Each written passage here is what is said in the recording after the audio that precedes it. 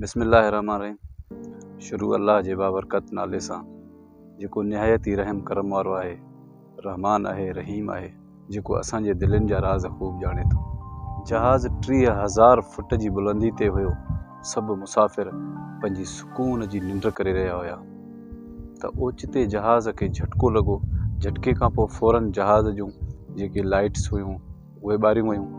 Pilot इतला कयो त जहाज़ खे हिकिड़ी ज़बरदस्त ख़राबी थी वई आहे। हिकु इंजण मुकमल तौरु बंदि आहे ऐं ॿियो इंजण भी नाकारा आहे।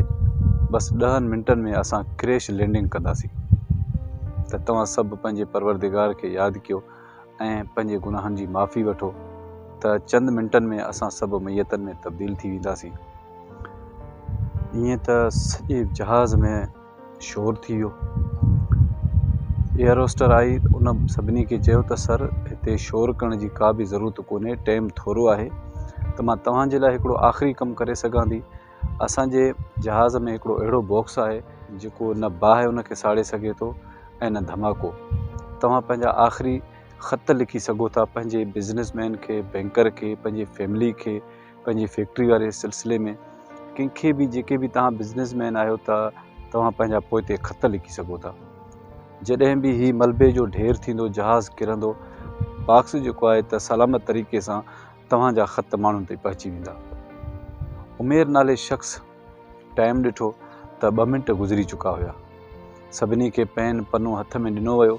सभिनी, कंहिं पंहिंजी फैक्ट्री वारे मैनेजर खे कुझु लिखियो, कंहिं पंहिंजी फैमिली खे लिखियो, कंहिं बैंकर खे लिखियो, कंहिं पार्टनर खे लिखियो। मतिलबु त सभु हीअं शुरू थी विया। हिन सोचियो त मां बि ख़त लिखां।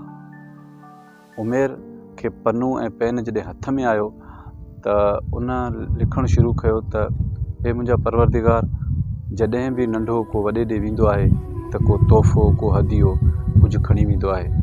असां नंढा आहियूं, असां तुंहिंजे बारगाह इलाही में हाज़ुर थियूं था, पर असां वटि न निमाज़ आहे, न रोज़ो आहे, न ज़िक्र आहे, न सदको आहे। असां त पंहिंजी ज़िंदगी जे मारामारी में लॻा पिया हुआसीं। हे मुंहिंजा परवरदिगार, असांखे बख़्श, असांखे माफ़ी अता कर।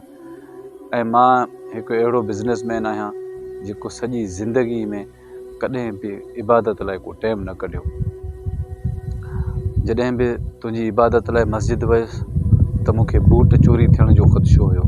जॾहिं बि को ख़ैर ख़ैरात लाइ को काथे कूलर वठी रखियो त गिलास खे मूं ज़रूरु ज़ंजीर ॿधो त उनजे गुम थियण जो ख़दशो हुयो। हे मुंहिंजा मौला, हे असांजो सभु नाफ़रमानियूं असांखे माफ़ कर, असांखे बख़्श। ऐं मां सम्झां थो त हिन सॼे जहाज़ में अॼु जेका बि आफ़त अचे थी, मुंहिंजे करतूतनि जे करे आहे। असां तुंहिंजे बारगाह इलाही में हाज़ुर थियण वारा आहियूं। हे मुंहिंजा मालिक, असांजे हथ में कुझु बि कोन्हे, असांजे अखियुनि में सवाइ शर्मिंदगी जे कुझु बि कोन्हे। तूं बख़्श, असांखे बख़्शण हार आहीं। हे मुंहिंजा मालिक, तूं पालण हार आहीं। असांखे हर वक़्तु तो ॾिनो आहे, अॼु बि असां ते महिर नज़र कर।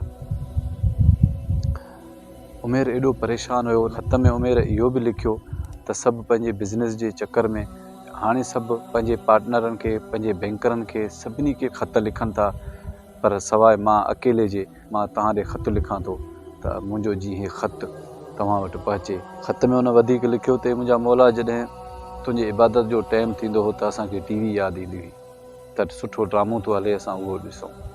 हे मुंहिंजा मौला, सुबुह जे टाइम ते असां साजुर अखि खोलण जे निमाज़ जे टाइम ते त असां अॻु में ई मोबाइल खणंदा हुआसीं। सिज लथे वारी निमाज़ असांजी कचहरी में हली वेंदी हुई, चांहि में हली वेंदी हुई। असां तुंहिंजे कंहिं बि फ़र्ज़ खे पूरो न करे सघिया आहियूं। मुंहिंजा मालिक, तूं रहीम आहे, तूं करीम आहे, असां ते महिर कर, असांखे बचाए। त जहाज़ खे हिकिड़ो ज़ोरदार ॿियो झटको लॻो। एयर होस्टर अची उमेर ते हथु रखियो, चई त सर ख़ैर त आहे। उहो जागी पियो, ख़्वाबु ॾिसी रहियो हुयो। पोइ उन ख़त लिखियो, उहो ख़्वाब में लिखियो। ॾाढो शर्मसार बि थियो ऐं उन ॾींहंनि खां पोइ उमेर ॾाढो नेक थी वियो ऐं सभिनी खे ॿुधाईंदो रहंदो हुयो त मौत कॾहिं बि अची सघे थो, आंधी कॾहिं बि अची सघे थी, असां आसमान ते वञी सघूं था, कॾहिं बि किरी सघूं था, कंहिं बि शइ जे अचण में का बि देरि न लॻंदी। पंहिंजा करतूत सिधा कयो। ऐं पोइ ज़माने ॾिठो त उमेर हिकिड़ो नेक दिलि इंसानु थी वियो, हिकिड़े ख़्वाब जंहिंखे सुधारियो। अलाह जी मख़लूक सां ॾाढी मुहबत कंदो हुयो।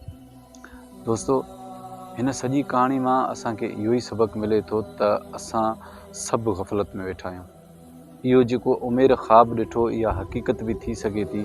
कॾहिं बि इंसानु वञे थो जहाज़ में, ट्रेन में, बस में, कोच में, पंहिंजी गाॾी में, कंहिंखे को बि ख़बर कोन्हे वञा थो किथे घुमणु, विज़िट करणु, अॼु हेॾे वञिणो आहे, अॼु हेॾे वञिणो आहे, पैसो आहे, मस्ती आहे, त उनखे का बि ख़बर कोन्हे त उतां हू मोटी सघे थो या नथो मोटी सघे।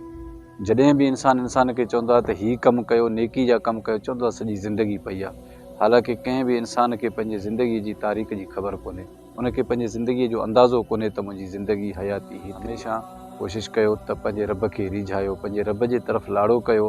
हे ओचिते जूं मुसीबतूं, ओचिते जूं आंधियूं, ओचिते जो मौत, इंसानु ख़ौफ़ज़दा थींदो, उनजी औलाद ख़ौफ़ज़दा थींदी, उनजा मिट माइट ख़ौफ़ज़दा थींदा, त हीउ अहिड़ो सारो ओचितो मौत जॾहिं मथां अची बीहंदो त मिंट पल जो बि वक़्फ़ो कोन मिली सघंदो। अगरि मुंहिंजो हीउ पैगाम तव्हांखे सुठो लॻे त पंहिंजे दोस्तनि सां ज़रूरु शेयर कजो।